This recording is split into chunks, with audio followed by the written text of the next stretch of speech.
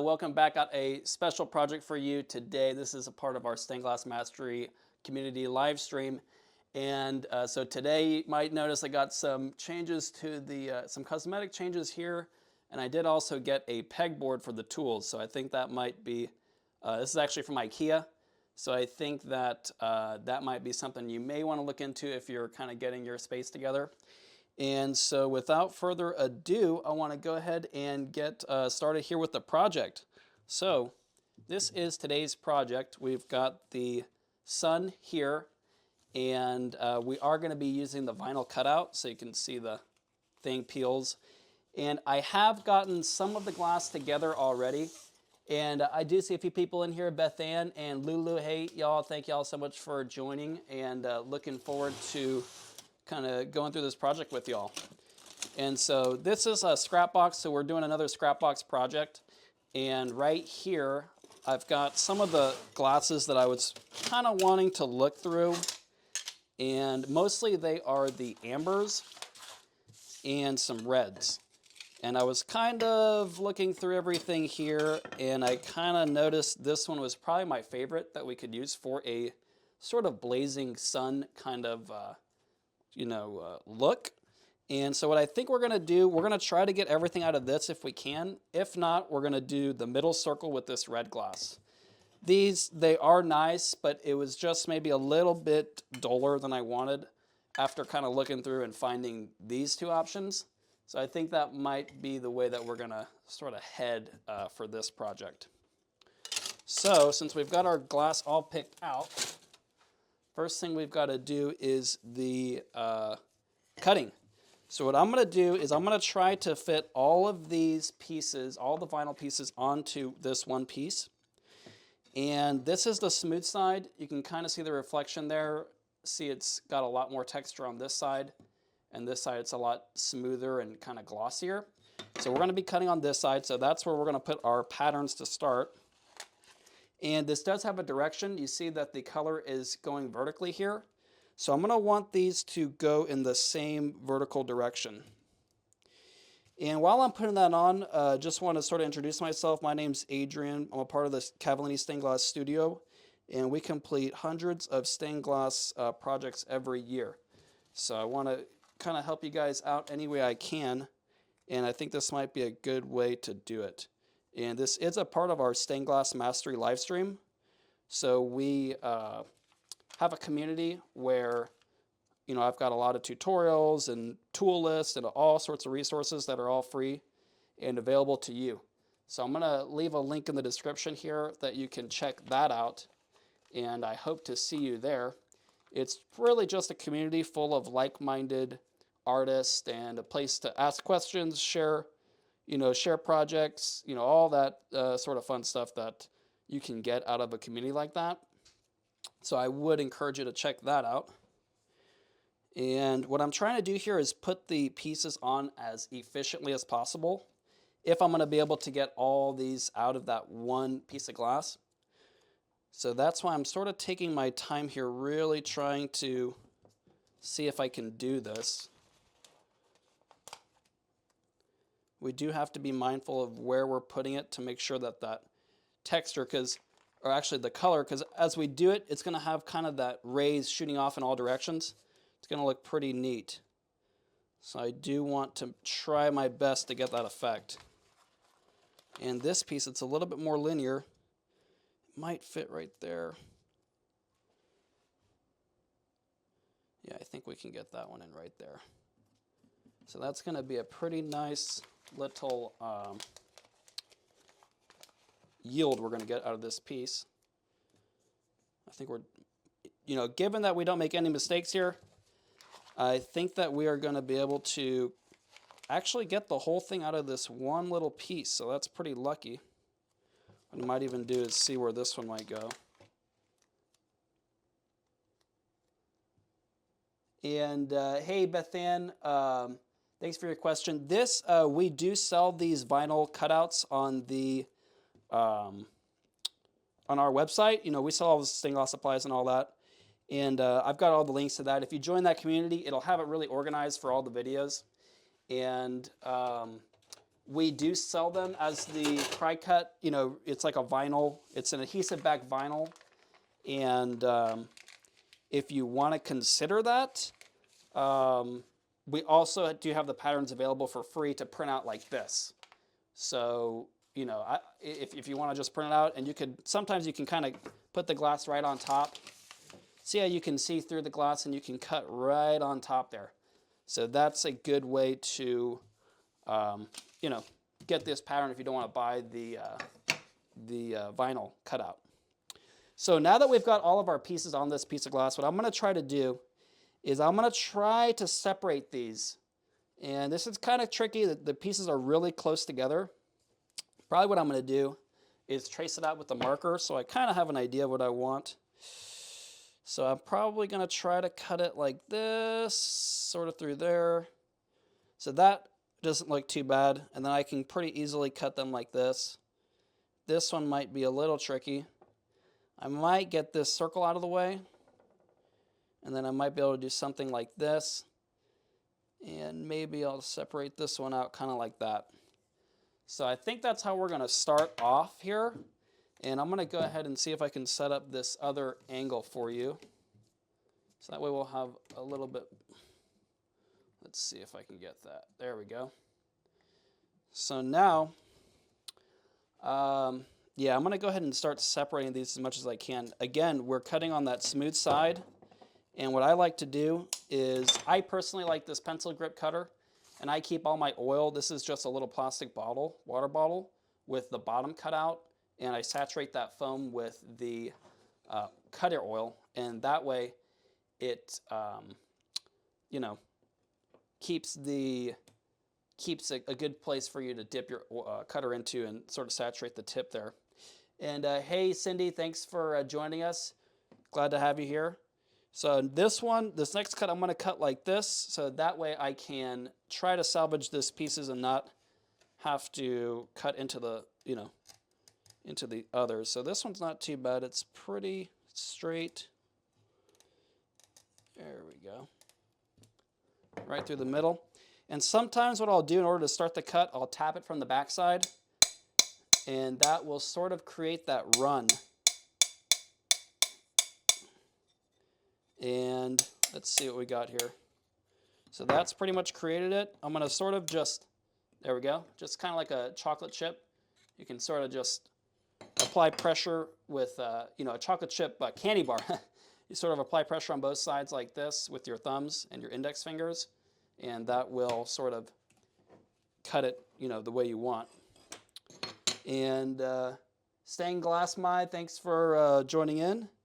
I'm going to keep on separating these pieces here. And let's see if I can get these all separated.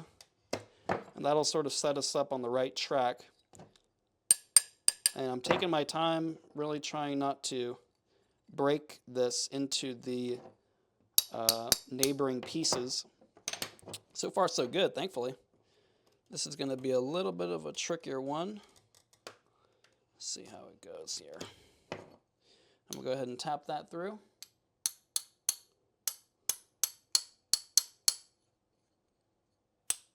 You don't want to tap too hard. We're just trying to get that scratch that we made on the top of the glass. Oh, see, that's what I was trying to avoid. So this might be a problem here. I'm going to see if we can fit this anywhere else. And we might have to sacrifice the circle and instead cut it on the red glass for that centerpiece. So we're going to see. It might by happenstance work somewhere else. So yeah, definitely you probably want to make sure you have enough glass to do all the cuts a few more times. That might be your safest bet. Unfortunately, you know, I got this scrap glass, so I'm trying to make it work with what I've got here. But thankfully, I've got a backup plan with this red glass. So if you are going to sort of use scrap glass where you have a limited quantity, make sure to have a backup plan like that. And I'm going to keep on here. I'm going to try to keep separating all these pieces. And at this point, we're getting quite a few glass shards. And I'm going to go ahead and grab the table brush and, oops, go ahead and sweep all that off. You want to avoid getting that into your hands. And we're going to, there we go, separate these last two. Let's see if we can tap that through. There we are. And so now what I want to do is I want to try to repurpose this spot where I've got this piece that broke in the wrong way. See, it's got that little tip missing, so that's enough to cause a problem for us, unfortunately. I am wondering if maybe we can scoot this over just enough to where we can make them both work. It's going to be really close, I'm not sure. And this vinyl, it sticks pretty well here. Let's see if I can get it off. There we go. Okay, good. So worst case, we're going to put it onto this red piece for the center. But I'm going to see if we can maybe fit them both on here. It's a possibility, albeit unlikely. Let's see what we can do right here. I'm going to keep this way on the side like that. And we might fit it. Let's see.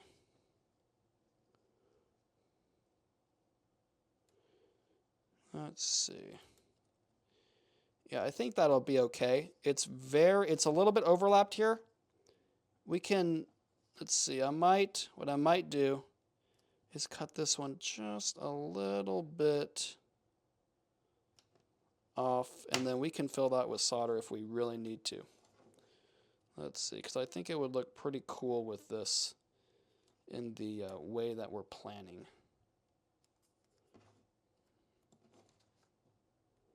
Yeah, it's just barely right there.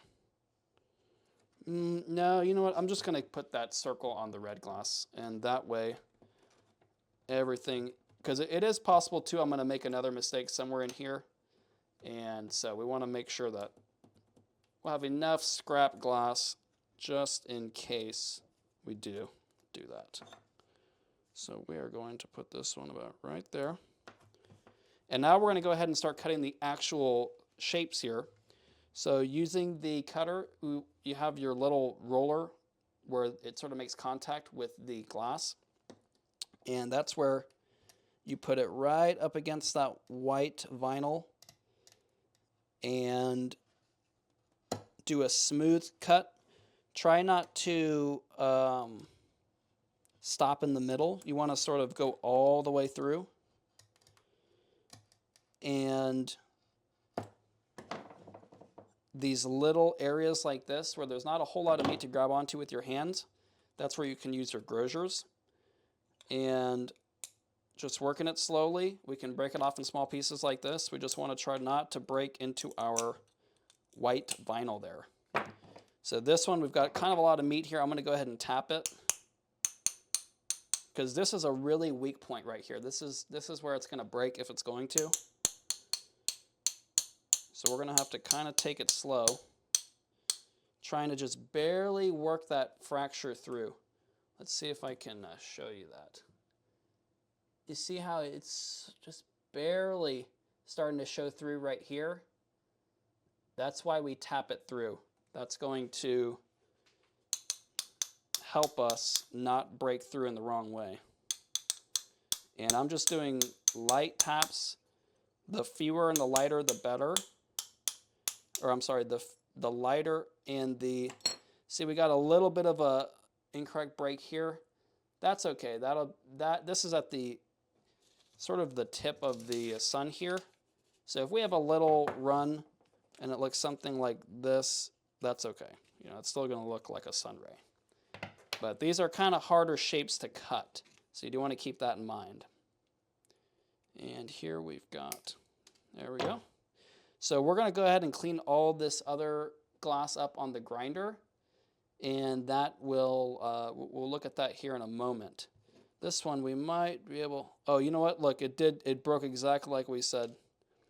Yeah, so this one, okay, I'm going to have to show you a different technique for a really, when it gets really narrow like this, you have to do it in a different way when you're cutting the glass. So hopefully we're going to have enough glass for this project. This is Might throw a little bit of a wrench in our plans, but we do have more glass, so I can sort of swap in some of them for other reds.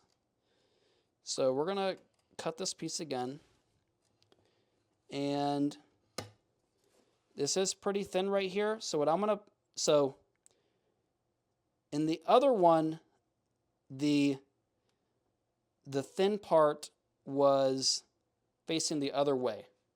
So in this case, we can just grozier out a little bit. And probably what I would recommend doing is to remove a lot of this material first instead of cutting to it, because right now this is not a weak point because there's a lot of glass still left on this side. But once you remove this side, now it becomes very weak. So before we do that, we can kind of strategically remove the vast majority of this glass and then go back and kind of touch it up on the grinder. But this way we're able to pretty much avoid scoring altogether that side where it's very weak on, you know, between that kind of thin area. And I'm going to go ahead and grozier off this area too. And we're going to clean all that up on the grinder. This particular pattern has a lot of really delicate, you know, areas. So we're going to have to kind of take our time like we are with this first piece. Oops, don't do that. Okay, so we're going to tap it through. So now it's sort of going to have this weak point. We're going to want to do our best here. Try to really, oh, got it.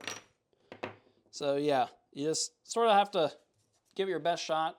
If you have, what are those saws? There's these sorts of saws that can make cuts like this a little bit easier, but you know, they're pretty costly, and you know, I think it's called a ring saw, but you know, we want to avoid needing that as much as possible because they are quite costly. So this one, since we all have these all cut pretty close to the score line, or to the vinyl I should say, we're going to probably be groziering off most of this glass. And that's just going to be, you know, kind of the safest way without breaking a lot of it to get it down to the vinyl. If you have a lot of, see, this is a really sort of weak spot again. So I'm probably just going to grozier it down. There we go, like that. And if you want more of a beginner, you know, this one's probably a little bit more of an advanced piece because of these thin, you know, glasses.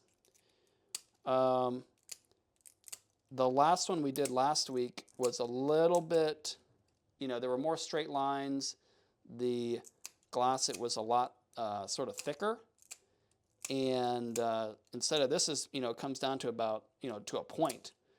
So as far as the other one, it had a lot more, maybe up to a ½ inch, you know. So that was a little bit easier to cut down. And they were all straight lines. This one, it's all curved lines. So if you are a beginner, you're going to want to probably stick to more straight lines. Okay, this one's close enough. We can get that on the grinder. And you see that groziering like this does create a bit of a mess. And that's all right. We've got our table brush here. There we go. And something like this has got a little bit too much to just grozier off. So I'm going to go ahead and score that. And then I think one thing you can do, instead of scoring it all the way down to that really thin area, we can break it off closer to it and then grozier away the rest. And that's just going to be a little bit safer to get this piece the right shape. See how you can just kind of chew that glass away? Oh, look, even when you do that, sometimes it'll break. So we're going to have to recut that one. And we are getting pretty close to the last of our glass here. So I'm pretty sure we're going to have to substitute some of these in for some reds because this is already getting pretty close. And you know what? I put this on the wrong side. Make sure to keep that on the smooth side. Just like that. And this vinyl, it does still remain pretty sticky even after 1 or 2 applications. So I wouldn't necessarily say you could reuse it a lot, but to some degree it is reusable. So we're going to break this off a little bit closer, and we're just going to take a little bits out here until we get to where we need.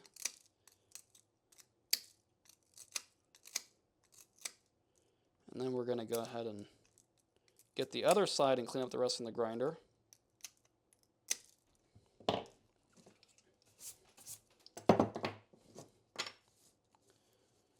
Okay. We're going to take this all the way. There we are. So again, this is a pretty weak point. So let's see, what would be the best way to do that? What I'm going to probably try to do first is break this one off a little bit further away.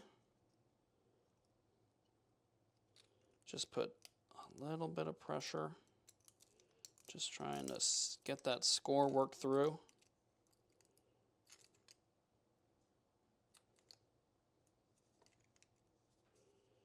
And then I'm just applying really gradual pressure here. I might even break another one off a little bit further away.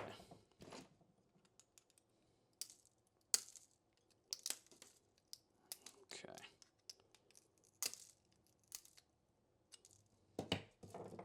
Gets messy quickly. Grab a little bit more oil. And this is why you want to keep your oil nearby. Oiling it up will help to split that score just a little bit more. And we're just going to keep working it in. Even something like this, I'm going to just score it down a little bit closer. There we go. And we're just really slowly chewing away at this because it is very, very weak on that point. And I'm going to go ahead and got some debris on the grosses there.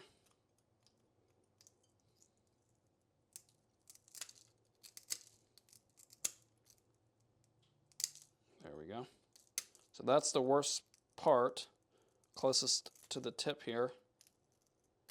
Take that slowly. Go ahead and switch to this other view. You can get another look. Just slowly chewing it away till we get closer and closer. There we go.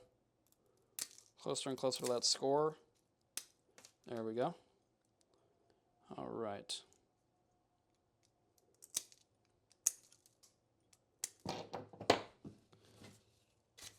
Can be a little bit tedious, but it's better to take your time instead of trying to rush through it and break a lot of glass.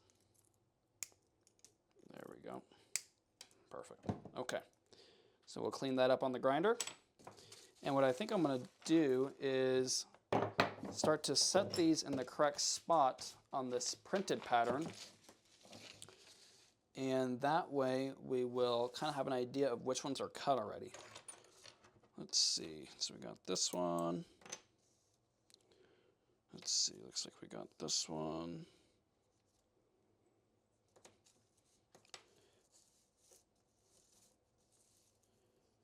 Let's see. We got this one right here. Okay, we still got to cut that one. All right.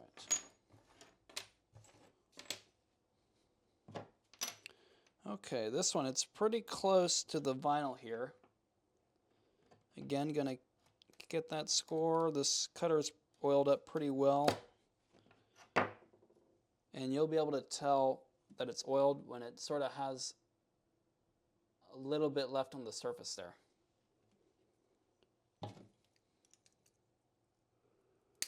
So we'll pop this off.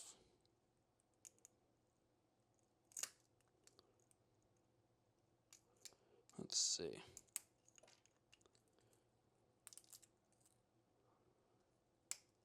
There we go.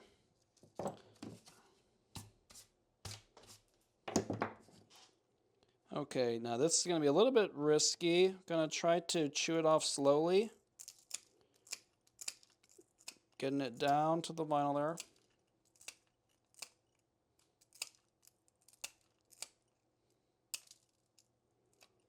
Let's see. And this is pretty close, but I'm a little worried it's just going to break off the closer I get to that tip there. So I think I'm going to try my luck a little bit more, but I'm going to probably stop and grinder the rest of that. It's really not worth the... Let's see. Yeah, I'm going to stop there and grinder the rest of that one. Go ahead and move this to the side, sweep off.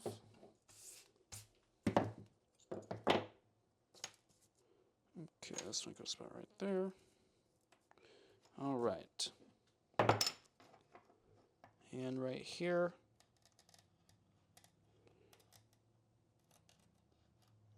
There we go. And this one, I'm going to go ahead and cut off the vast majority of this part. And that'll get me a little bit closer to the first score. And I like to do it with the flat end on the top of the glass. And that seems to sort of hold it on the top, and you can leverage the bottom with the curved end of the grosures. And we're just trying to lightly work away the score.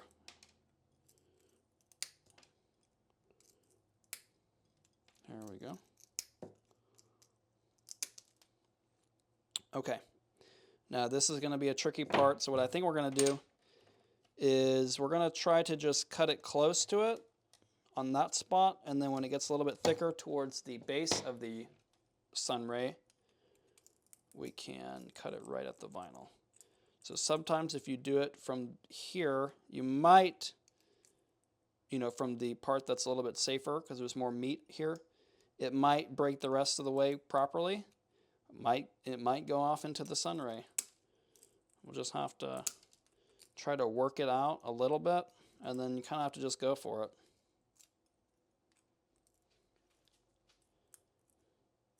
I can feel it kind of separating there.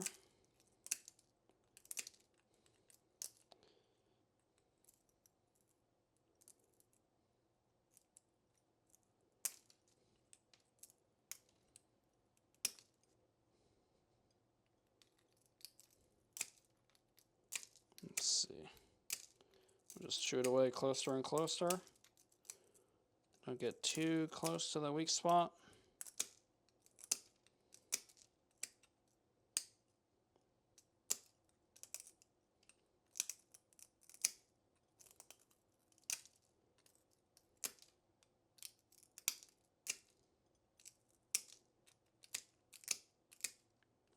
All right. And that, I think we're just going to grinder because it's going to probably break right across there. This one we can get. That's a pretty safe. There we go. And this I can just pick off with the grosures. Okay. So that one looks pretty good. We're just going to grinder that one down.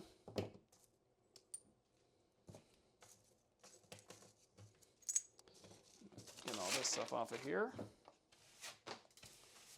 Makes a mess. Okay. Get these back down.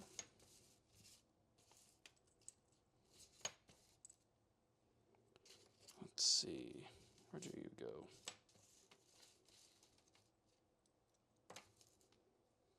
All right. Got a few more left here. So this one, it's really thin there.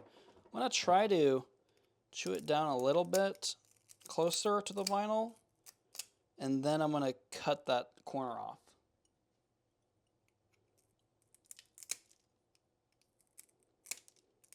There we go.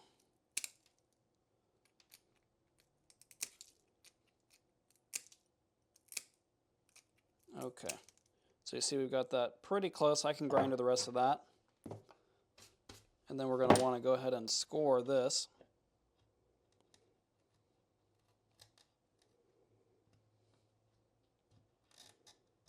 There we are. And this is the weak point. So probably what I'm going to want to do is I'm going to want to remove most of that corner off so I can get a little bit closer, just like that. And then I can get a little bit closer to the score line. And I'm doing all the easy parts first. Okay, let's see if we can get this. Something like this. Okay, see we got most of it right there. And it's so close, I'm probably going to grind her off the rest of that. Okay. Yeah, I'm just going to grind her off the rest of that part. And this part we can score it. There we are. Okay, so we got another one done. And again, this is probably more of an intermediate, or you're going to need a lot of glass for this one, because it's got quite a few of those thin areas and those rays. Now this one, it's already pretty close there, so I'm probably just going to remove this, and then I'm going to try to remove this part. Sometimes if you start from the bottom, it might run it all the way. This one didn't. Oh, there you go. So that's something you can try, is to put the leverage a little bit where there's a little bit more meat in the thicker area, and it might run it through to the thinner part. So that worked out good. Oh, I've got one more part right here to remove. There we go. Okay, go ahead and sweep this off. Keep that stuff out of your hands. Okay, now this one's going to be tricky. It's got a really long and sort of narrow area there. So probably what I'm going to do, I'm going to try to get that off first. And then I'll come back and try to get all this off. See how close we can get it. Let's see. So this one, it's pretty good. There we go. And we're going to just work that score. See, I'm working it from the... It's a little tricky when it goes in like this. Probably what I'm going to do is I'm going to cut off the vast majority of this thing. And then I'll sort of decide if I want to grinder it or if I want to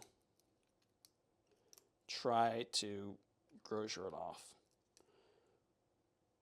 Probably going to grinder it. Just slowly working that back and forth till we can get it off.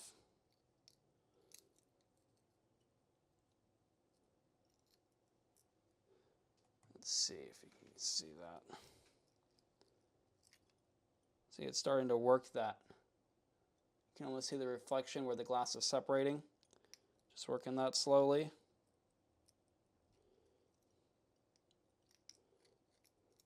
If we can get that off, then we'll have a better chance of getting the other part off.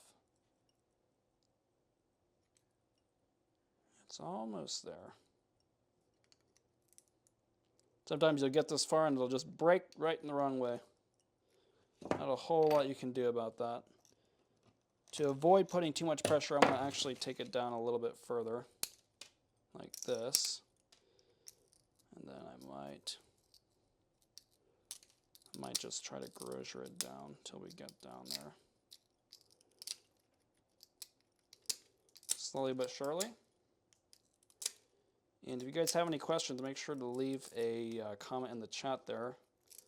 I'll make sure to, there we go, make sure to answer that. And now I'm going to try to get it a little bit closer. It's a little bit thin up here. I think I'm going to, let's see.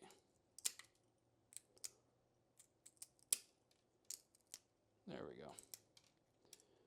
Just take it patiently. Don't squeeze too hard. Don't try to remove too much at one time.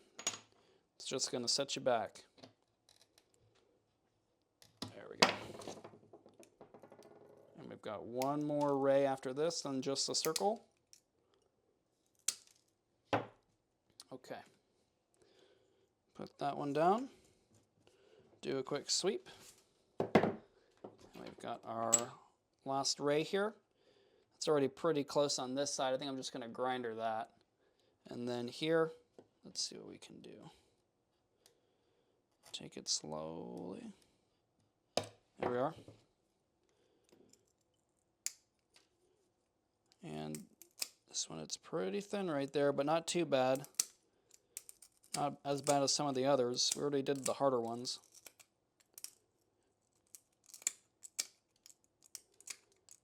Okay, got it. Don't want to get impatient here. Just taking little pieces off, little by little. Okay. We'll go ahead and probably can take a little bit off down here towards the base of the ray. And take off this little part too.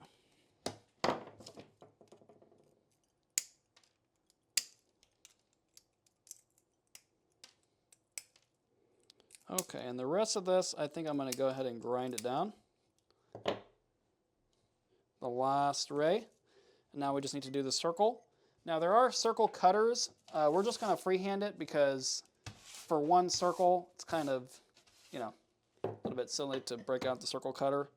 And you may also not have one. So the way I like to do this, now we probably want to try, if we fail on this one, to get another try right here. So I'm going to try to separate this in a way that I can do that. So I'm going to cut right up against it.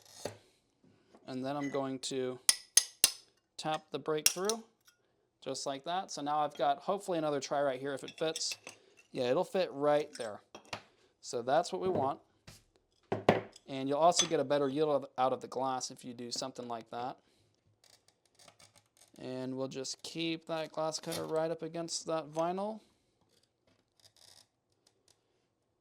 Oops. There we go. And I'm not really trying to do the whole circle in one pass. I kind of go back and forth a little bit and do one, you know, kind of follow the curve a little bit, and then see how it goes off here. Let me show you on this one. See how it goes off right here? So I'm not trying to do the whole thing in one pass. I'll kind of come on to the circle here and then go off like I did right there, and then I'll sort of go back on and, you know, continue, and then I'll go off again. It's kind of pretty much impossible to do it in one continuous run. Well, it's probably not impossible, but it's sort of difficult to do that. And this circle, we're not really too concerned about it breaking into the, you know, into our workpiece. It'd be kind of hard to do that, honestly.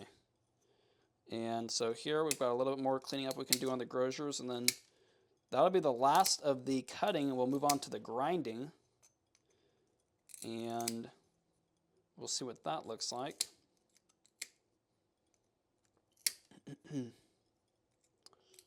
Let's see what we got here. We've got a little bit, maybe about a 1/16 of an inch of glass right here. And the more you remove from the grosures, the easier it is on the grinder.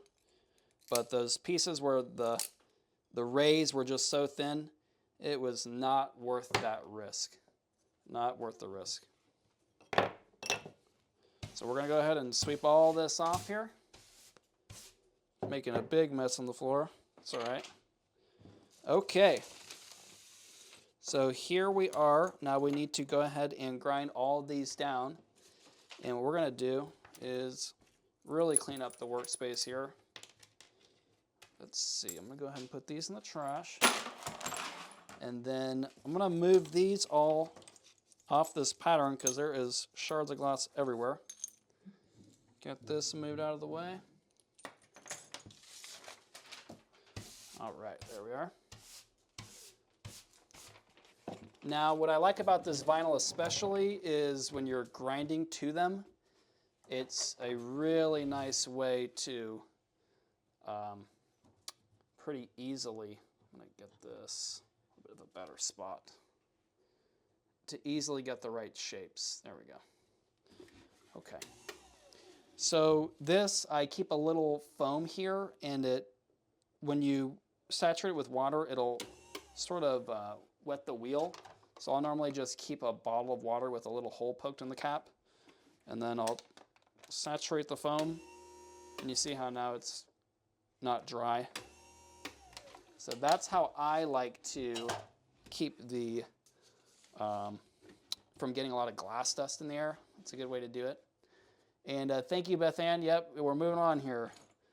So what I like to do is grind right down to the white vinyl. So this is what that looks like. And if you don't have pretty tough fingertips, you're probably going to want to wear gloves here,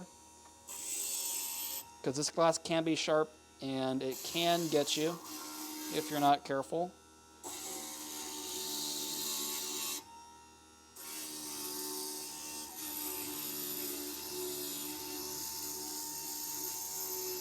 And another thing is that you're going to want to make sure to wear some sort of safety glasses.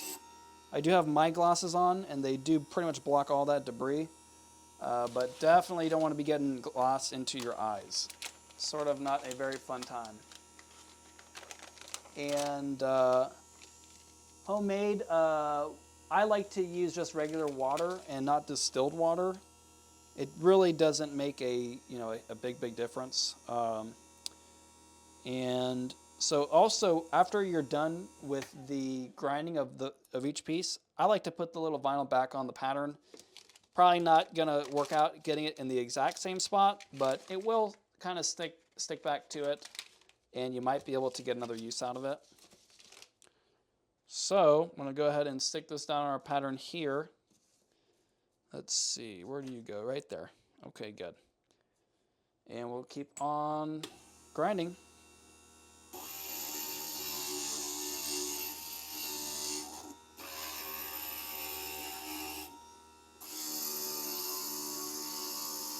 And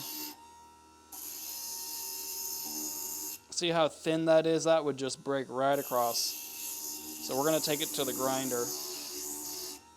And I do recommend for beginners to get a grinder. You know, they're not terribly expensive.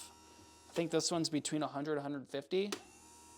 And I think it's a very good investment. I do have in the Stained Glass Mastery community, we've got a bunch of keywords you can use for the Facebook Marketplace to find used equipment and glass and all that.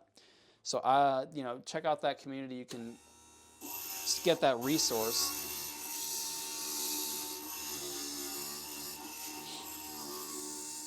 And we also have a few other sort of tool recommendations, a quick start guide. We've got a full tool list that you might find helpful. And pretty soon, I also have, I've got my copper foiling set up. It's a very, very handy, probably not seen it before type of thing, unless you saw last week's live stream. And that might be something you might be interested in too. So make sure to check out that community in the description. And let me know, guys, if you have any more questions. I am actually wondering, how is the audio with me speaking while also grinding? Can you guys understand what I'm saying, or is it like really muffled or something like that? Oh, we can get these off.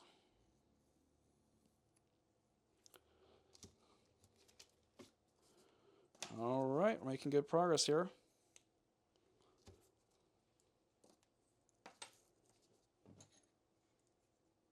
Oh, we're going to go ahead and grind this one.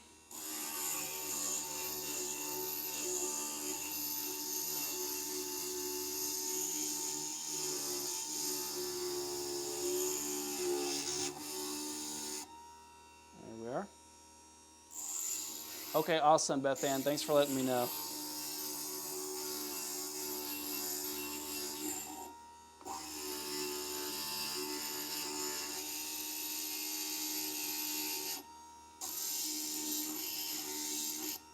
There we are. So that's pretty much what you want it to look like. You don't want to really see any glass beyond the vinyl.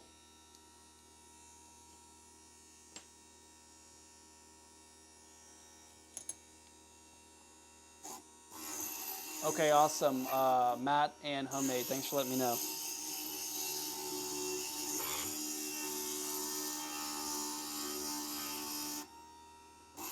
Yeah, and if you guys have any ideas for any sort of projects, I'd be interested to hear what you guys might like to see in the chat. Right now I'm planning for next week's live stream, and we do them every single Sunday, 2 p.m. Central Standard Time. And I think this one's probably maybe a little more advanced than I would like to do on stream. I think it might be better for some more beginner type subjects. So if you guys have any ideas, let me know. I think next week, right now, I'm planning to do like a ghost. Someone in the stained glass mastery community recommended it, and I think it could be a pretty fun project. And I've got a bunch of clear textures in my scrap gloss, and I was sort of thinking that might be a good subject. Last week I was looking through and I saw I had a bunch of reds and ambers, and I thought, well, I might do a sun. It's kind of reddish and orange and amber and all that. And so that's why we're doing that this week. And so right now I'm thinking about the ghost. I think that would come out pretty good. I'm probably going to get that up. You'll see that in the community probably end of today. I'm going to try to get that after we're done with the live stream here. And oh yeah, Beth Ann, thanks for that idea. Yeah, I have been considering the copper overlays. I was gonna maybe look up purchasing, instead of this white vinyl, a copper-backed, adhesive-backed copper sheet instead of the adhesive-backed vinyl sheet, and then cutting out some cool patterns on there. I have seen that. I was thinking about that. That's a great idea, Beth Ann. I might even add that as a course material into the community. I've been kind of thinking about that. Not sure exactly where to get those sheets from. The way we do it is we buy them by a roll, and then the machine it can take an infinite sized roll and just keep cutting out the little vinyl. But yeah, I'm gonna have to look that up. I wonder if I can get a copper adhesive back copper roll. I'm gonna look into that.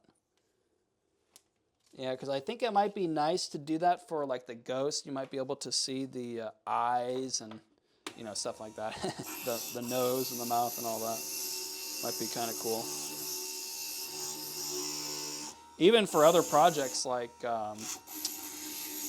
Dragonfly or something like that, you might be able to get some pretty neat effects if you can have that overlay handy. Now, something like that, we'd probably, it'd be hard to make by hand. I've only seen them do it on like a cry-cut machine. And so that's probably how I'd recommend it be done. And we can sell all that stuff if you guys wanted to try that out. But you could also, probably theoretically do it by hand. Just wouldn't be the easiest thing in the world to do. Not to say it'd be impossible. And we're on the last piece here, the circle. And if you've ever kind of wondered why, if you've noticed, new red glass is the most expensive because it's actually made with gold.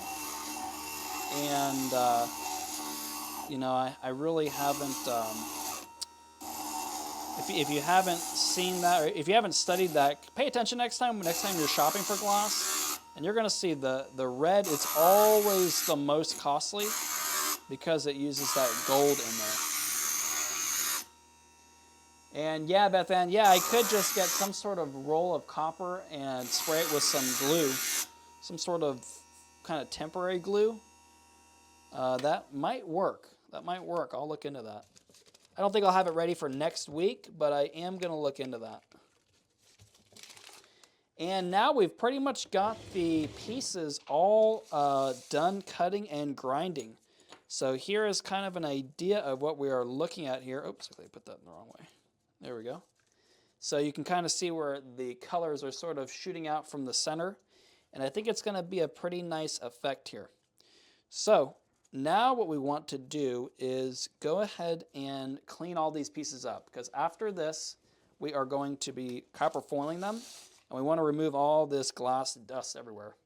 So what I'll normally do, I'll take the or your favorite glass cleaner, Windex, whatever, spray the pieces a little bit, and we want to remove all of this debris as much as possible. If you can get 100%, that is what you want to do. And transparent hot pink glass, Beth Ann. Yeah, there we stock I think 800 or 900 glass types, and definitely there is some pinkish glass. I might even have some of my scrap glass here, but yeah, check out caplandglass.com, and if you'll search pink, some of those options should come up. And so we've got the circle done here. Go ahead and put that on our pattern.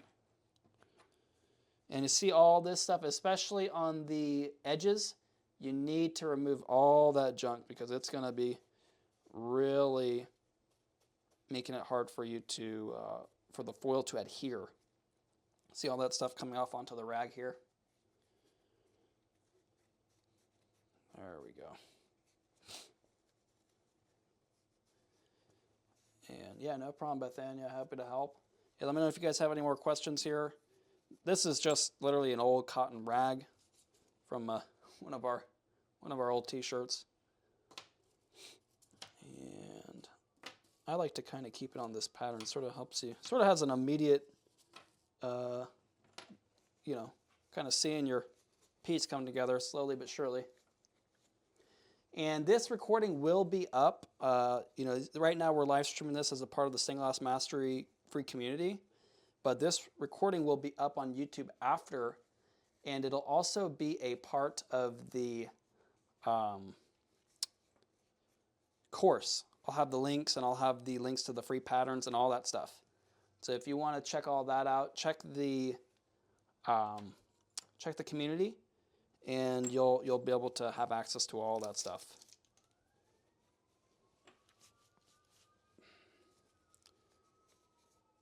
Let's see. Just getting these all cleaned up.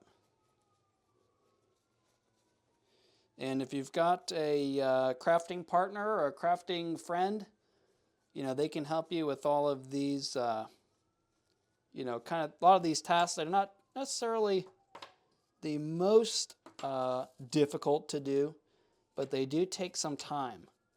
So if you're a little bit impatient, you can always recruit the help of a friend and maybe make something together. Could even be a good date night idea, something like that.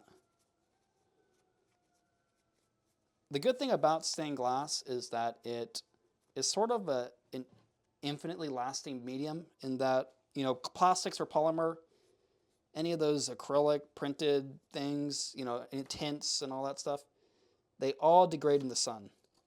But glass, it's pretty much an infinitely lasting medium, definitely long after our lifetimes. And for that reason, it's kind of a nice, you know, gift, or sort of something to remember an occasion by. It can be a really good sort of lasting, you know, part of your decor, or something to remember a certain event, something like that.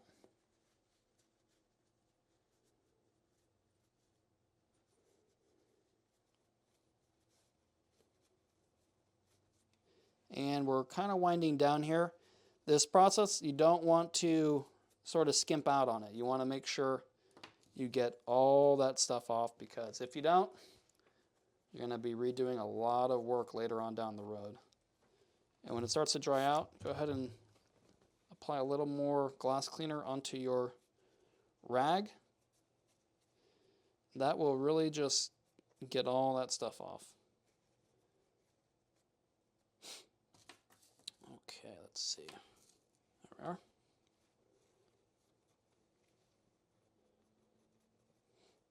Okay. And this one, I was starting to get a little bit worried cutting these tiny little areas.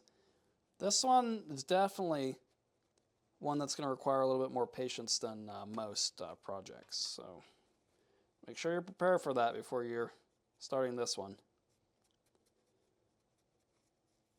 Okay. So we pretty much got all the pieces cleaned up. And now it is time for the copper foiling. And we can get our grinder out of the way, and we can pull out our foiling jig. So this thing, it's just the foil caddy. I got a few different backings of foil. They're all 7/32. And I've got my FID, my X-Acto blade into the handy foiler here. And I'm going to get you guys another view so you can kind of have an idea of why I like this thing so much. So what I like to do is I keep it just barely, let's see if I can get this a better view. Okay. I keep this just barely off the table here, and then I can sort of foil the pieces on this foiler. And this is my favorite way to foil because it really speeds it up. Gives you a really good product, and all you really have to do, see if I can give you a little bit of a better look here. So you stick it into this groove here, and then it will center the foil, and apply the foil onto the glass. So I'll push it through the groove, sort of just rolling it through. There's a little bearing in there, and you can apply pressure onto the bearing. And then towards the end, you just pull it out a little bit and cut it down. And there you have it. So we're going to have to go back and burnish this, but for the foil application part, this is my favorite way to do it. And what I like to do is sort of zip down the edges. When you get to a corner, fold it over, zip it up, and fold it over, just like that. There we are. And so now this piece is ready to be burnished, and we'll get to that in a moment. I like to go ahead and foil all the pieces first. And at least for me, I know that if I had to do that, sort of by hand without the handy foiler, it would be a real bit of a pain for me personally. It'd take me a lot longer to do. So that's why I just love this setup. And again, I've got the full, all the videos and all that are in the Stained Glass Mastery community. So if you want to see a little bit more about the tools I recommend and all that stuff, check that community out. And there we are. So we're folding it over and zipping it up every single time. And now this is ready for burnishing. That's the second one.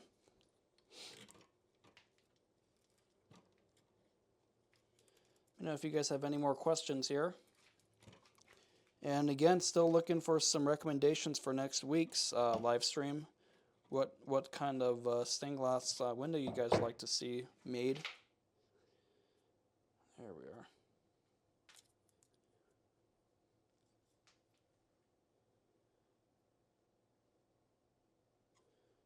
All right. There we go. Another one's ready for burnishing. And let's see if I can get this one back down. Might give you another view here. Let's see. How are we looking with this one right here? Let's see if I can get this one back down one.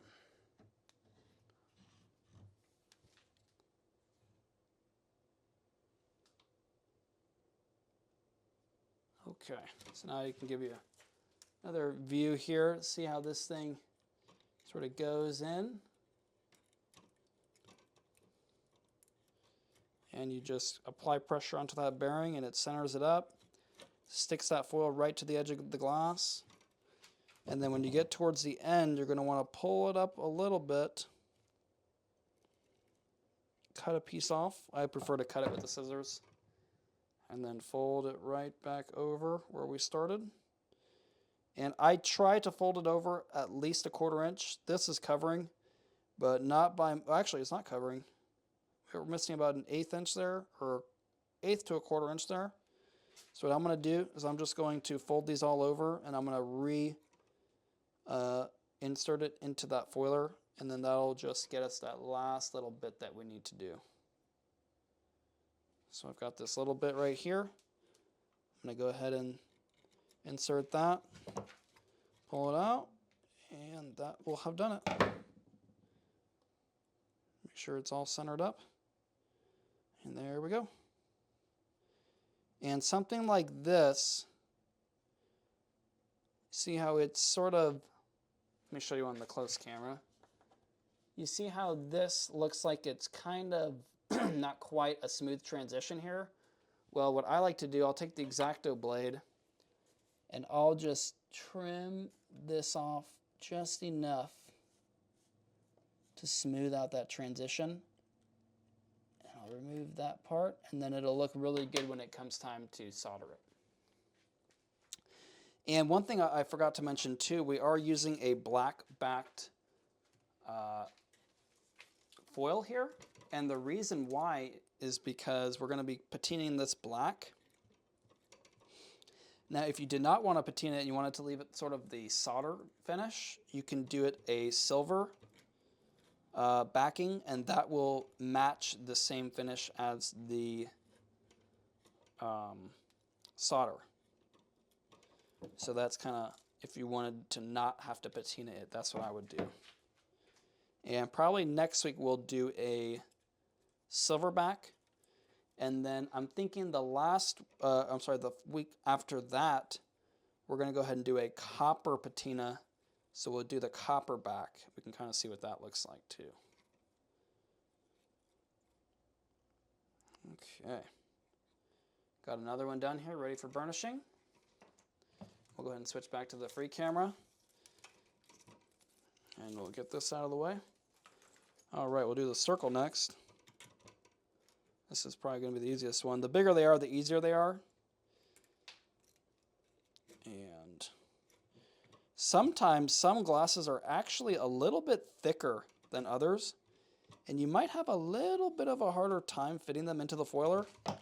This is one of those. It's a little bit thicker, not too bad, where it's not going to quite fit, but you may have to hand foil some of them. And it's not the end of the world, just might be a little bit of a delay. There we go. Okay. That one works there. We'll continue on. We've got 4 more rays to do, including this one. There we go.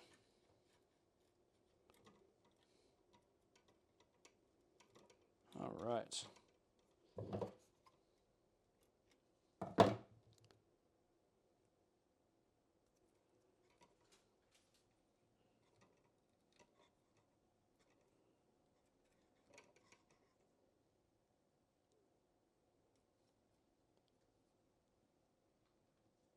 And after this step, we're going to be burnishing. I normally use this blue fid. It works good for kind of smoother glosses like we're working with here, but it also works really well for the textured glosses. Sometimes the the glosses might have a really heavy texture, and when we get to burnishing, I'll pull one out and that'll kind of show you what I'm talking about. And some fids or burnishing tools, they don't quite get into that texture as good as this one does. So that's really why I mostly prefer that one over other styles. Some people will even use like a Sharpie marker or something like that. And that works, like I said, for the smoother glosses, but the textured glosses, it will not work. And there are actually quite a few things you can do. There's a special grinder bit that will knock down that texture and make it more of a smoother texture, and then it's much easier to foil. But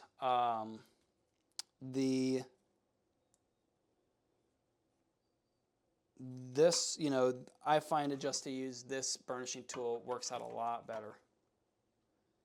Hey Bobby, welcome from Montana. I'm glad you made it too. Thanks for joining us.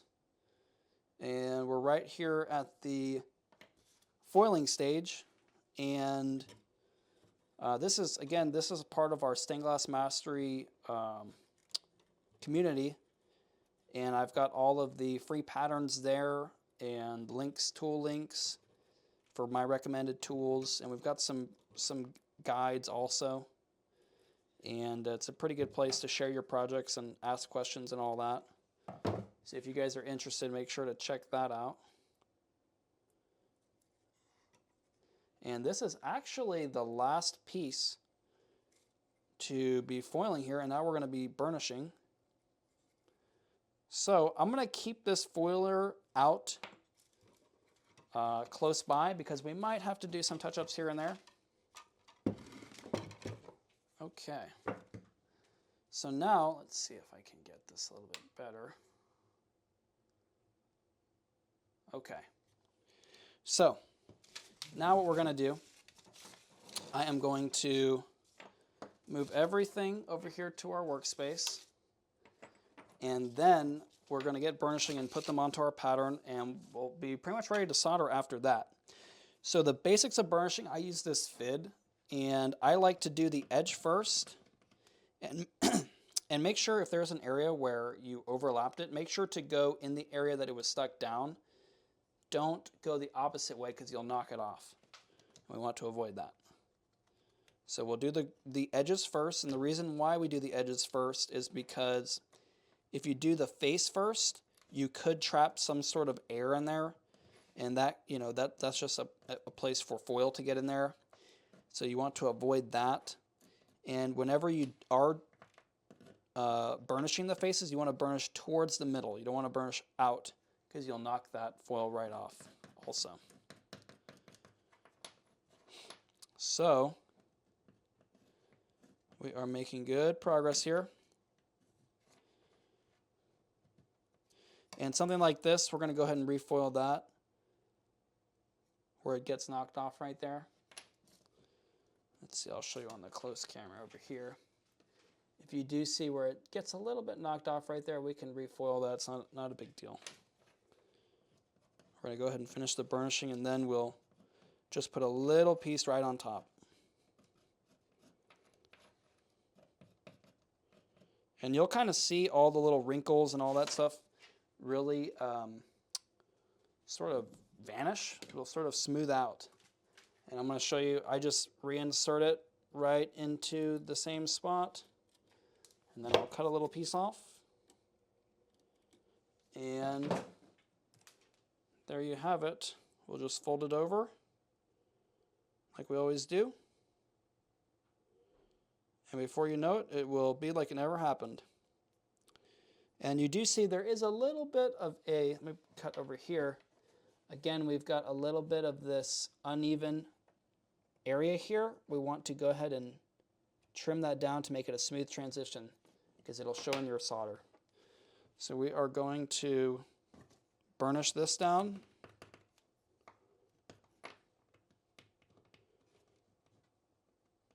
And this piece is ready to solder. So we're going to go ahead and put all of our pieces that are ready to solder right over here onto our pattern. There we are. Go ahead and get the circle. Do the edge first. And we're just applying pressure, trying to get that foil adhered as well as we can. You don't want to try to rush this. You need to make sure to do really good thorough job here.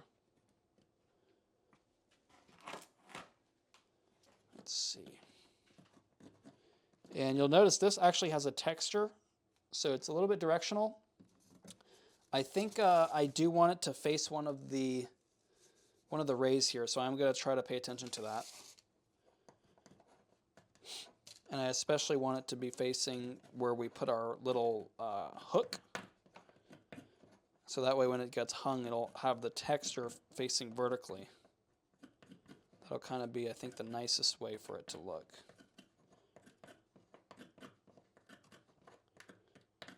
Okay. That's one face. We'll do the other. Again, burnishing in towards the middle.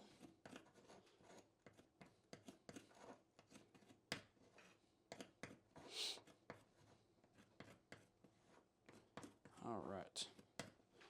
Got that piece done. Go ahead and do the next ray. Edges first,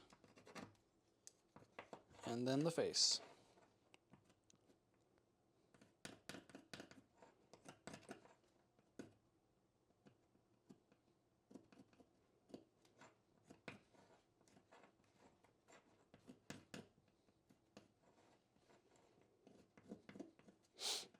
Okay. Yeah, I saw this gloss and I really thought that, yeah, that fits a blazing sun pretty good. Got a little bit of red, a little bit of orange, amber, all of that. Kind of a nice transition there. I'm going to go ahead and refoil this spot a little bit. It's kind of shallow there. We don't need it to be too crazy.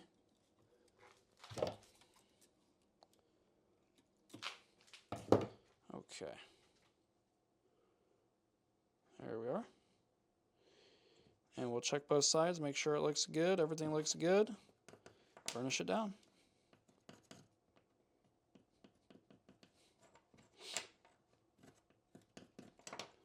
Okay. And we'll move on.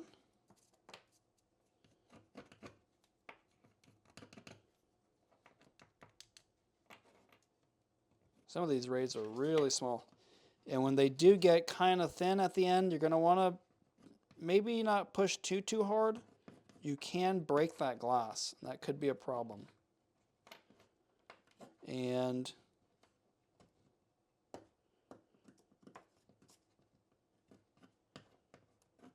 a lot of people, they actually really like the way that the panel looks with just the copper. It's kind of shiny. It does look good. And the foil, it gives an effect, the patina. Whenever you do the copper patina, it does a little bit of a similar effect, but honestly, it's not the same. It's not the same glossiness as this copper foil is. It's a little bit more of a matte finish. It doesn't look bad. It's just not the same. It's just not the same, but we'll see that in a future live stream. Today we are going to be doing the black patina again. We did that last week also. And next week we're going to do the silver finish, so that'll be a no patina.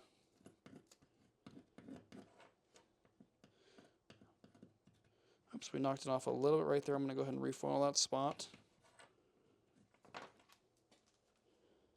So that's why I like to keep the foiler out until we are done burnishing. Because ultimately, the quality of the foil, the look of the foil, it's going to really determine how good the solder looks. Because the solder is just going to stick to whatever's sort of adhered.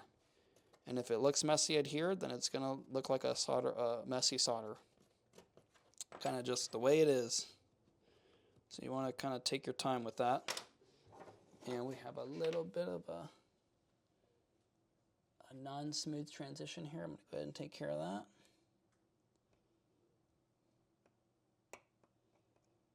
There we go. And that's really what I love about this, or one other thing I really love about this handy foiler setup, is that it really centers up this foil well. And for how quick it is, I mean, it's kind of hard to beat. So if you don't have one, I would kind of recommend looking into it. Again, it is my personal favorite. And it kind of keeps everything neat and together. You don't have a lot of rolls sort of, you know, unrolling everywhere and making a big mess. That it can be a really big problem. Some people, they'll kind of tape up the roll, and that will keep it from unraveling to some degree, but there's nothing like having it sort of self-contained in a container, like the little foil caddy.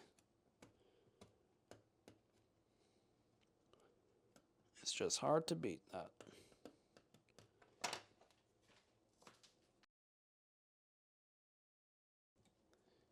Okay.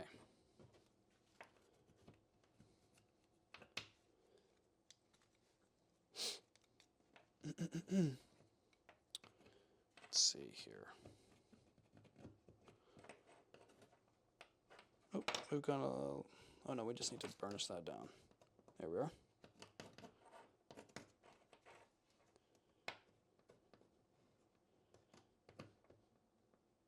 Sometimes when you have these tight corners, they can kind of stick up on the corner, and you have to pay a little special attention to that side, or to that part, I should say.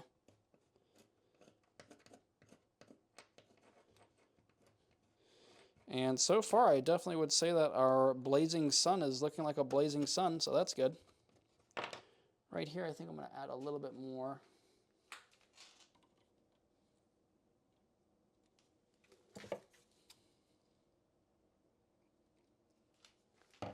All right, there we are. We'll just fold it over, just like we do. And we'll go ahead and burnish that down. There we go. That'll be a little bit more stable. If you notice there's not much foil showing on the face, you might want to reapply it, because that is ultimately what gives your piece the strength to, you know, not fall apart. And as we kind of wrap up the burnishing, we can talk a little bit about what you need to solder. What I recommend is some sort of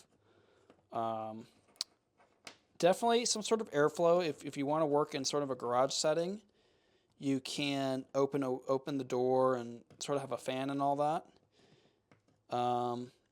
You can also look up fume extractors that are meant for soldering on Amazon or something like that.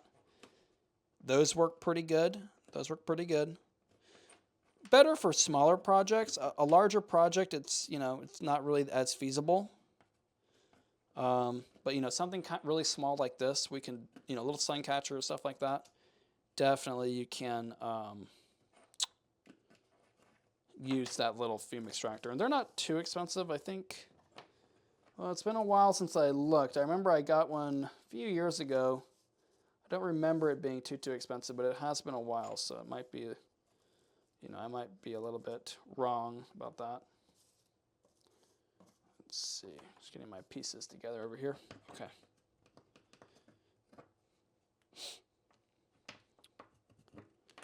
In my case, I put in a little fume extraction device. It's really a sort of an exhaust fan that leads outside, and I've got a corrugated tube that will sort of lead all the smoke into it, and it's adjustable and all that, so that works pretty good. But the only reason I did that was to be able to talk on the microphone at the same time. The fume extractors and a fan and all that works perfectly, but it can be a little bit too loud to talk on the microphone. So I was a little bit worried about that. That's the only reason why I put that in. But yeah, so a normal fume extractor will work. And also, the solder we're using is a 6040. And I normally prefer to use the lead-free solder. I happen to be out right now. But 6040 would be the number 2, because it sort of has a little bit of a lower melting point. So it will, have a little bit of a nicer appearance. And that, especially if you're sort of beginning, that could be, a useful thing to use. The lead-free, it has a little bit of a higher melting point, so it's a little bit harder to get to look nice. And so now here is what our blazing sun looks like with the foil on. So we are pretty much ready to start soldering. What I'm going to go ahead and do is get the soldering iron out and plug it in, get it heated up. And what I'm also going to do is put some nails down to secure this panel, because it's kind of has a lot of awkward pieces. And when you have something like this, it's going to be kind of difficult to solder. Some people tape the pieces together, and you can try that. I've seen that work out pretty well for some people. I just normally prefer to put some nails down. And I might try out the other method at some point. In fact, I probably will. But for today, we're probably going to be putting some nails down. So, I've got my handy little IKEA pegboard here. Keeps all my nails in one place. Very, very useful. And this little iron's starting to get hot, so I'm going to move it to the side. And we're just going to put a few in here and there, just something to kind of give us a spot to push up against a little bit. And honestly, for something that's kind of this shape, the tape might not be a bad idea. I don't have any here ready and handy, so I'm not going to worry about that, but definitely you might want to give that a shot. I think we will on the next live stream. And this is pretty much set up like we want it. I am going to go ahead and put, remember we talked about the texture. It's sort of like this right now, and I kind of want it to just be straight up and down. Let's see if I can kind of rotate that. There we go. So that's what I want. And then we're going to end up putting our hook right up there. So that will work out really well. And we've got the iron heating up right now. I'm going to put in a few more nails. All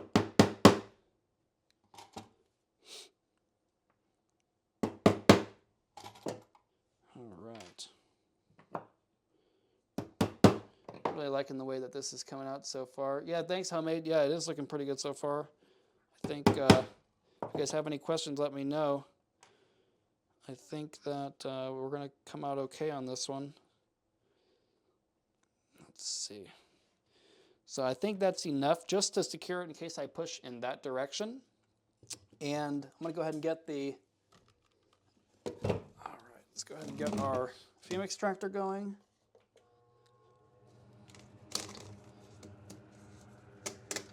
Okay. Now what I like to do is, let me go ahead and get my foiling apparatus out of the way.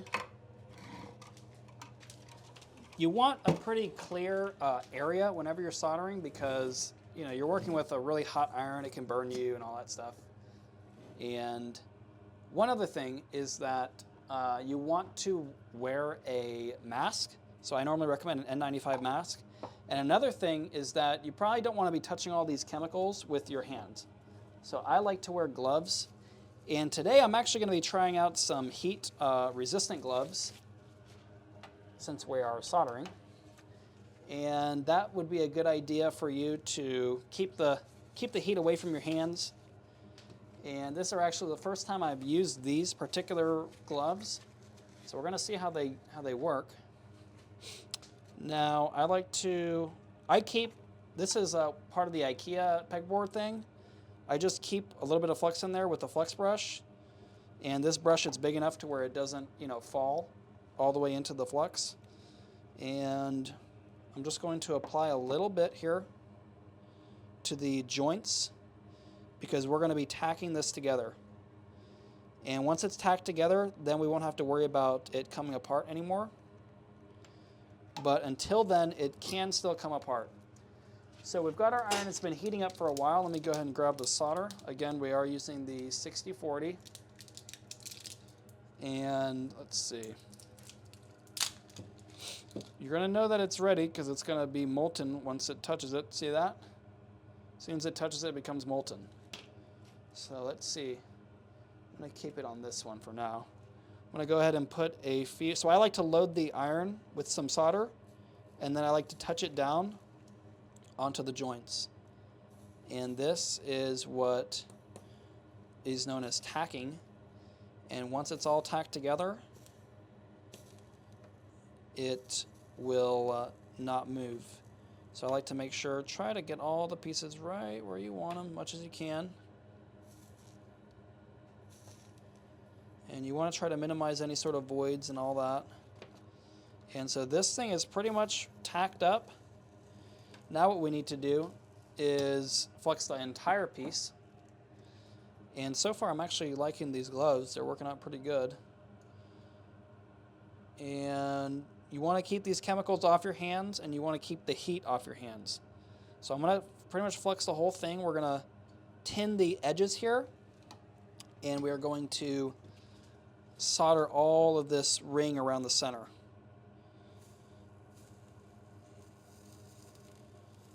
So I'm kind of loading it in pretty heavy here. And I actually completely forgot to, I need to put on my apron here. I forgot to do that, so make sure to do that before you go ahead and start any of this normally. You want to be wearing the apron before you get started. So I'm going to get mine on. Okay, there we are. Kind of want to protect your clothes in case any sort of chemicals or glass and all that stuff can damage them. Okay, so we're going to go ahead and continue on here. And, oops, oh, there we go. Sometimes your solder can, if you sort of leave it and don't have your iron in contact with it, it can kind of connect to the panel, which is less than ideal. But, okay. And now that we've pretty much got this, it's all soldered around the ring, I'm going to go ahead and tin the edges. So with whatever little solder that's left, and we probably don't need this many nails anymore, I'm going to go ahead and take out some of these, put them back in my little bucket here. And having one in, or a couple in still, just to push up against will be helpful. I'm going to go ahead and tin all of the edges here. And I'm just kind of picking up a little bit of solder and just running that iron over the edges. And we're going to go ahead and edge bead this. And this one, I can already tell you, it's going to be a little bit difficult to edge bead just because of the shapes and the angles and all that. So, but we'll show you kind of what that looks like. And don't let any sort of gloves give you a false sense of security. It can still burn you, even if you're wearing gloves. You don't want to be touching, the gloves with the iron or anything like that. But so far, this is really not that hot at all on my fingers, not even a little bit. So I'm very, very happy with these heat-resistant gloves. I would recommend some. Sort of gets a little bit old having all of the hot iron burning you and all that. So this is a good idea. We're going to go ahead and this is the opposite side now. We're going to go ahead and solder this. So we'll start with the circle. And sometimes some flux can get trapped between this side and the first side, and it'll start to bubble up. So you want to be careful of that. And we're going to go ahead and tin the edges again like we did before. And then we are going to, let's see, probably the best thing to do would be to neaten up both of these sides. And then after that, we can go through and edge bead. And we'll show you what that looks like here in just a moment. So now we're pretty much all soldered on both sides, and it's holding together very well. And I can go ahead and kind of stick this into those nails. And I'm going to do what I call a beauty bead. So sometimes you might need to apply a little bit more solder on there. And you want it to have a nice rounded bead. You don't want it to look flat or sunken in. You want it to look nice and round. And what I'll do is I'll sort of move my iron and feed a little more solder if it needs it. If it looks really flat, you need to add a little bit of solder. And if it looks sunken in, you need to add a little bit of solder. And you want it to have kind of a nice smooth sort of texture all the way around. And any sort of connecting areas, you want to have that same smooth look. And if it gets too heavy, like this is maybe a little bit too heavy, you can kind of, in order to remove solder, what I like to do is, let's see, let me grab something over here. I like to grab my wire brush and I'll remove the solder from the iron's tip. The iron's tip, and then I will pick it up a little bit with the iron, and then if you want to keep removing, you just keep wire brushing it off. So if you have too much, you can do that. I'm going to go ahead and do one last run here, get everything nice and molten, and try to complete that beauty bead, maybe one more run. And soldering is one of those things, sometimes if you do it too much, you end up making it worse and worse and worse. So this is looking pretty good. I'm pretty happy with this. I'm going to go ahead and let that dry. It's still really hot and molten. And I'm going to go ahead and wipe these gloves off a little bit. And let's see if I can... is this a pretty good angle, or did you guys want to try a different angle here? Let me see. I want to try the free angle from the side to give you an idea. So we're going to go ahead and do the back side now. Let's see if I can get this a little bit closer up for you. There we are. Okay, so we're going to go ahead and try this back side now. And you can see how there's a lot of drips that kind of come through it. So that's when it gets really hot. And you kind of have to let it cool off, or else it's just going to keep going to the other side. And we've let it cool off for a little bit now. And I'm going to go ahead and run this. Now this is going to be the back side. So we want to prioritize the front side. But we want both sides to look good. So that looks pretty good. I'm going to go ahead and check the front side for the last time. See, we had a little bit of drip through here. So I'm just going to touch that up. There we are. Just touching that up just barely. And that looks good. And so now what we want to do is we're going to want to edge bead it. So I'm going to switch over to the overhead and show you how I like to edge bead. You definitely want to be careful. I've seen a few different methods here. We can... Oh, thanks for that feedback, Beth Ann, on that color for that camera. So what I like to do is I like to have this little contraption. It's literally just a few 2x4s. I'm going to move this up just a little bit higher. There we go.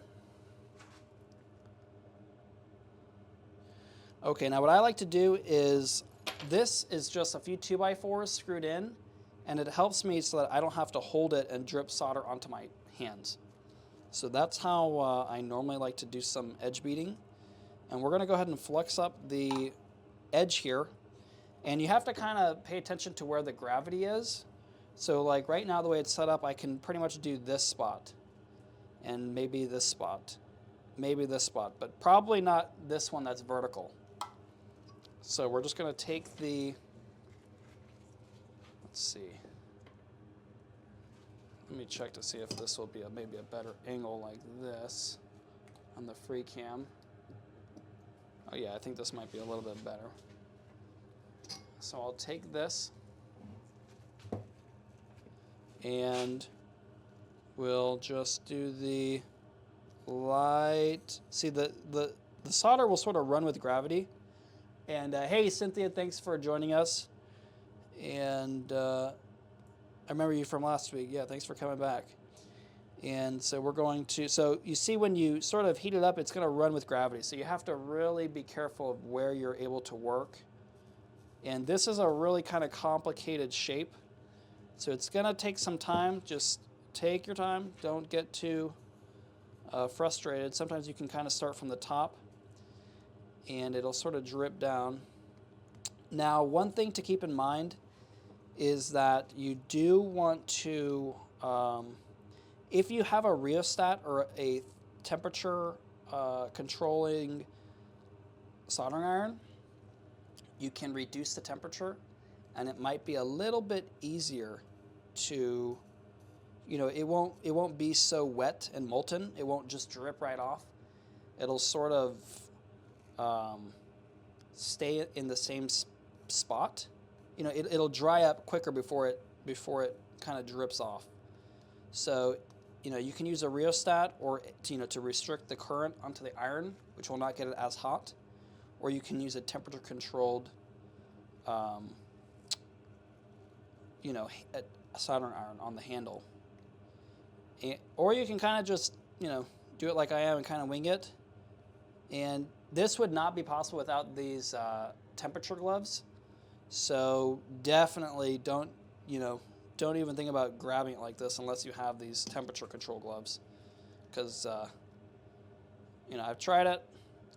Doesn't feel too good. Now what I like to do, I'll sort of keep the solder in a place where I can just load a little bit on. You don't need much for edge beading, and then I just apply it like that. Grab a little bit more, and you can kind of, if you have the heat resistant gloves, you can kind of rotate it as you need to. Let's see, we got that side already. This side's looking a little bit heavy, this little tip right here. So I'm gonna kind of knock it down a little bit. Let's see. And remember, sometimes you fix it until it's broken, so try not to do that. Just want to get it right and then leave it alone.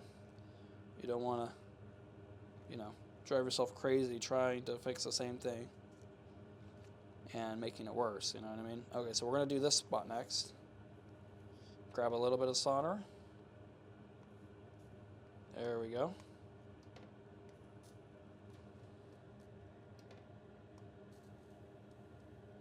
There we go.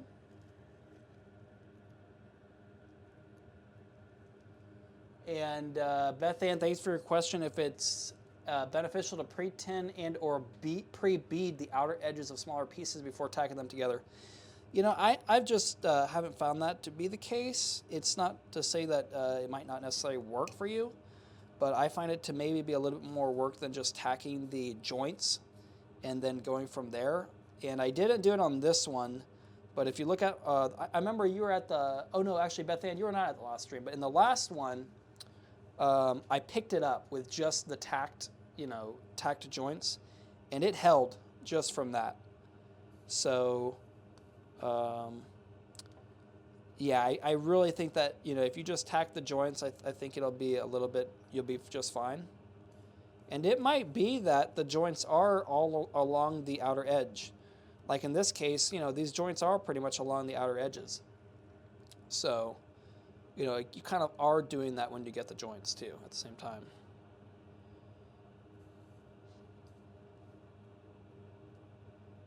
There we go.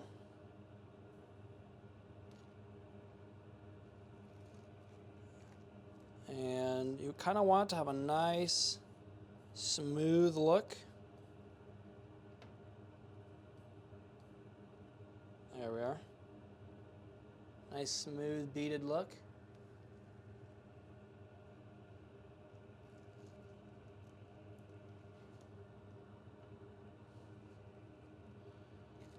And it's getting a little bit slippery from all that flux in there.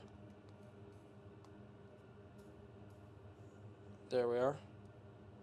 So yeah, if you have these gloves, it just makes it so much easier.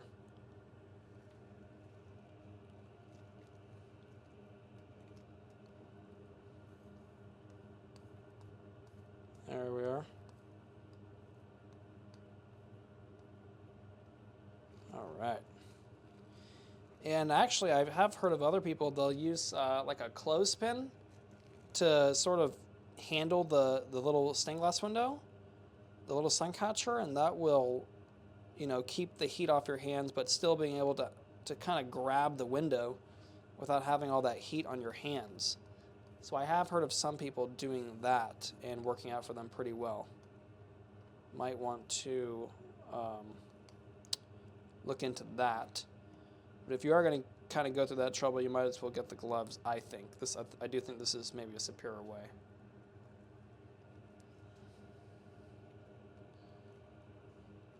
Okay, so now we've got everything edge beaded. We do need to kind of clean it up a little bit better. It's a little bit heavy in some areas.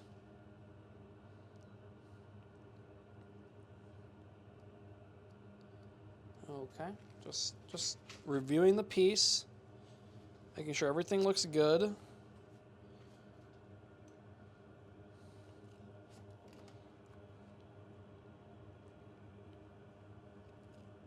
I'm going to touch that up just a little bit right there. There we are. And let's see.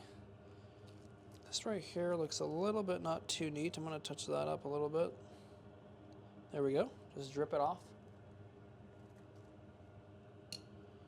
And I think that's looking pretty good here. Now, we do need to add a wire for hanging.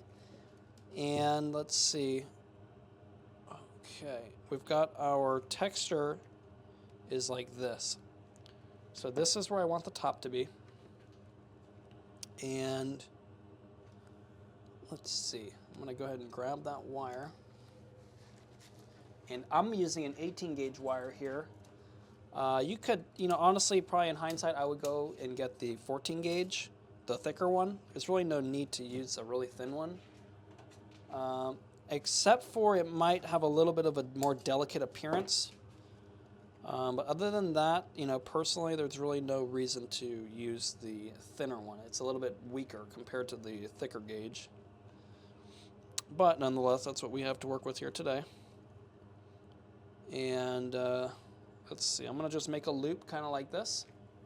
And I like to use these lead dikes to cut the wire. Makes it really easy. And let's see. I'm going to kind of try to remove some of the flux from these gloves. They're a little bit slippery. Okay, and I'm going to try to put this something like this, I think. And this is going to be the front, so I'm actually going to put it on the back side. And in this case, I'm just using the more textured side as the front. It's just a personal preference, really. So I think that I'm going to try to fit this little loop in. I'm going to go ahead and switch back to the overhead. I'm going to try to put this little loop in about right here. And the thing is that we want to kind of follow this, the shape of this sun. We don't want it to sort of stick out and be really obvious. So the way we're going to do that, I'm going to tack it in just barely right there. And then I'm going to bend the wire into the correct spot. And this particular wire is pre-tinned, so it will really easily solder. And so now I'm going to kind of bring these together, and I'm going to solder them right onto there. Let's see.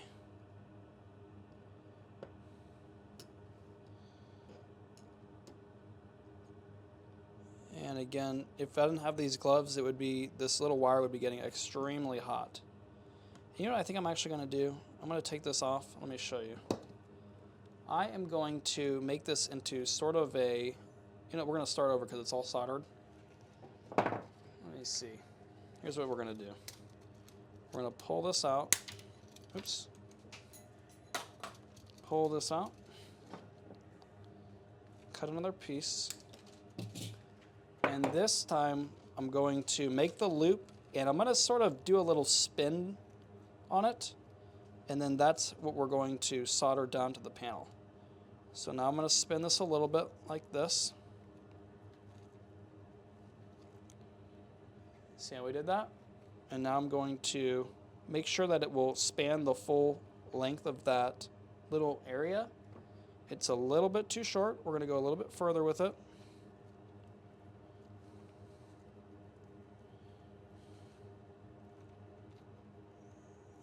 Okay, now let's check it out. And this thing is a little bit slippery from all that flux. Okay, let's check it out now. So that pretty much looks good right there. I think that what I'm going to do is try to flatten that down a little bit with some pliers, and then we are going to solder it down. So where did I put my pliers here? Here they are. Just going to take this, I'm just going to try to flatten this down a little bit.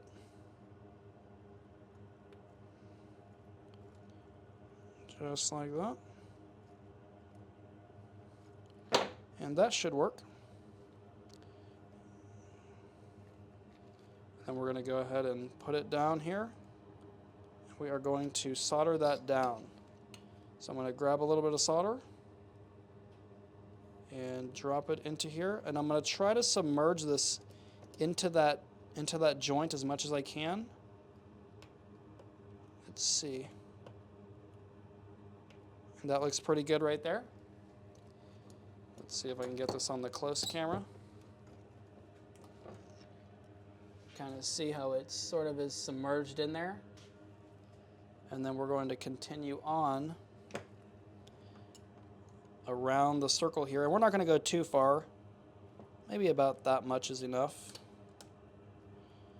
And I'm going to go ahead and snip this. I'm going to conform it to the right shape, and then I'm going to snip it down. So you see how that, let me get this back on the close camera. You can see how this pretty much follows the shape here, and then I'm going to cut it down. Cut this down here, cut this down here, and now I just need to submerge this wire in the solder, and this thing will pretty much never fail. So that's what we want. So we're going to go ahead and load it up pretty heavy right here.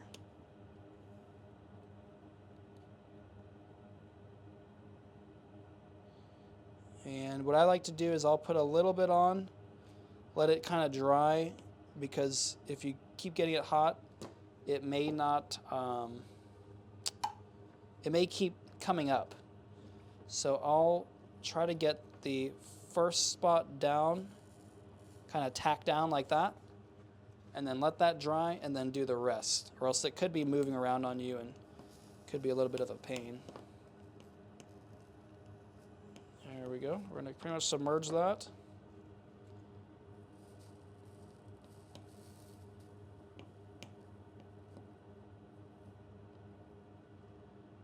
All right. And so now we've got a way to hang this piece. And normally I'll use some chain and S-hook, and I've got a little spot picked out behind me. So we'll look at what that looks like shortly. And this is kind of what it looks like from the front. And I'm going to go, oh, look, we want to go ahead and fix that spot where it sort of bubbled up. We're going to fix that. And that's pretty much it for the soldering. We are now ready to go ahead and patina this piece. So we're going to get this iron unplugged and kind of out of our way. We don't want to be burning ourselves. So we'll move this way to the back. And make sure it's not making contact with any sort of, you know, wood or rags or anything like that. Because it is still very hot. Hot enough to set something on fire anyway. And so now we are going to go ahead and put the flux away. And I really love this little IKEA setup. Makes it really nice and neat and easy to do. And now we've got a lot of flux on here, so we're going to want to clean that stuff up. So what I like to do, get our blue gloss cleaner. We're going to put some nails away. And we'll go ahead and spray it down. We're going to be cleaning both sides because we're going to be putting patina on both sides.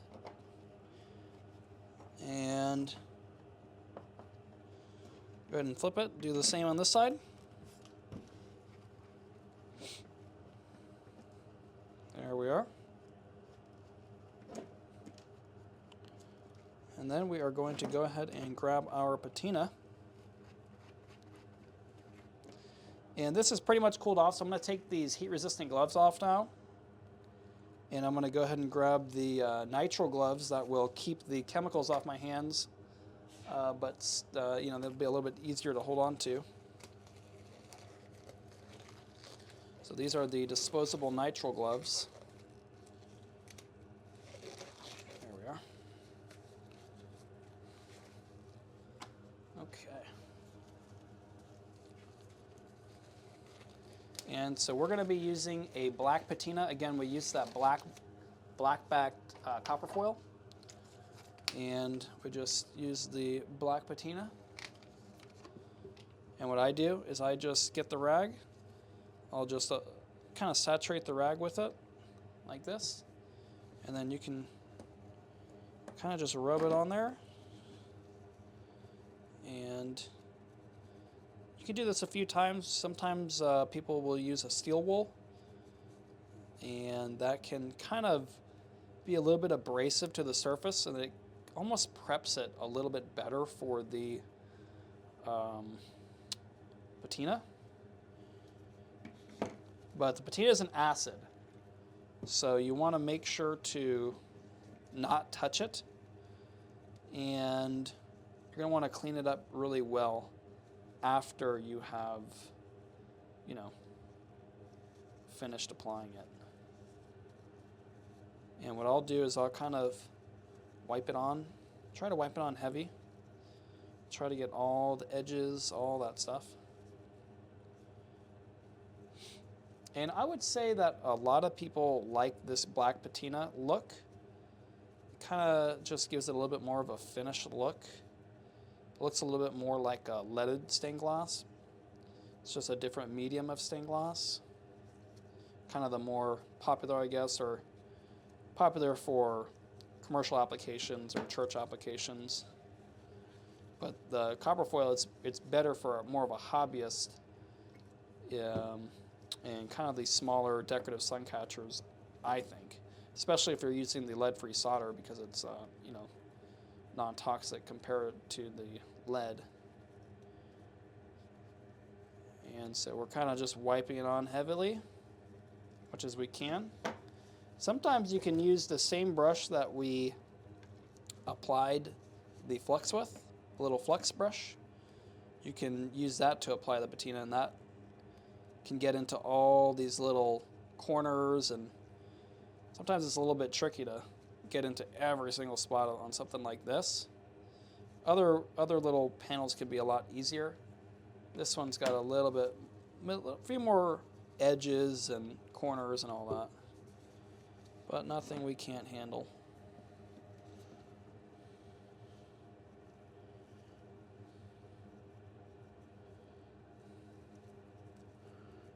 There we go. I'm going to go ahead and wipe it down one more time with the patina, just to try to get anything we might have missed. Just like that.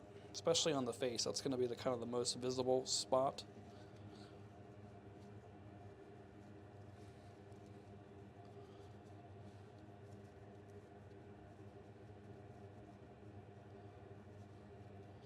And after the patina is done, that's pretty much it. I want to go ahead and get this all cleaned up. Get this patina out of the way. You want to make sure to put the cap back on and put it away, because you're going to be knocking it over and making a big mess. So you want to avoid that if you can. And this is the back side. See, we got our wire right here. And from the front, you can barely see it. It really works out really well. Just going to really buff out any little flux that's left, any patina that might be left, all that stuff.